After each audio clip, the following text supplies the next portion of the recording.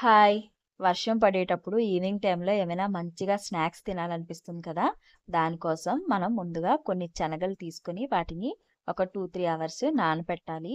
అవి బాగా నానిన తర్వాత చక్కగా మెత్తగా అయిపోతాయి.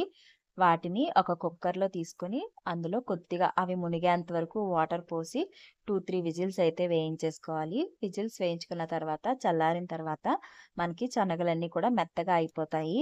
ఇప్పుడు స్టవ్ వెలిగించి ఒక పాన్ పెట్టుకొని అందులో లైట్‌గా ఆయిల్ వేసి పోపు దినుసులన్నీ అంటే పచ్చిశనగపప్పు, ఆవాలు, జీలకర్ర, కొద్దిగా కరివేపాకు ఇవన్నీ కూడా వేసేసుకొని మంచిగా వేయించేసుకోవాలి. అదంతా వేగిన తర్వాత మనం ఉడకపెట్టి పక్కన పెట్టుకున్న శనగల్లో వాటిని వేసేసుకోవాలి. ఇప్పుడు చిన్న చిన్న ఉల్లిపాయ ముక్కలు, ఒక ఉల్లిపాయని చిన్న చిన్నగా తరిగి అందులో వేసేసుకోవాలి. తింటున్నప్పుడు ఉల్లిపాయలు మంచిగా మనకి టేస్టీగా అనిపిస్తాయి.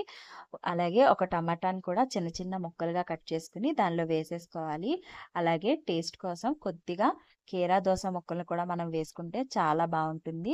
చిన్న చిన్నగా తరిగి కీరా దోస ముక్కలను కూడా వేసేసుకొని, అలాగే సరిపడినంత సాల్ట్, అలాగే లైట్‌గా కారం వేసుకుంటే సరిపోతుంది. ఎక్కువ కారం వేసుకున్నా తినలేము. వేసుకొని ఇవన్నీ కూడా బాగా మిక్స్ చేసేసుకొని కలిపేసుకుంటే ఈవినింగ్ టైంలో తినడానికి మనకి ఒక స్నాక్ ఐటెమ్ అయితే రెడీ అయిపోయింది. అండ్ ఈ శనగలు ఇవన్నీ కూడా మనకి చాలా హెల్తీ కాబట్టి ఇది హెల్తీ స్నాక్‌గా కూడా ఉంటుంది. పిల్లలు కూడా చాలా ఇష్టంగా తింటారు. చాలా అంటే చాలా హెల్త్ బెనిఫిట్స్ కూడా ఉన్నాయి. ఈజీగా కూడా అయిపోతుంది.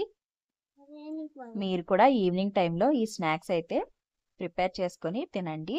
అలాగే నా వీడియో నచ్చితే లైక్ చేయండి, షేర్ చేయండి, కమెంట్ చేయండి.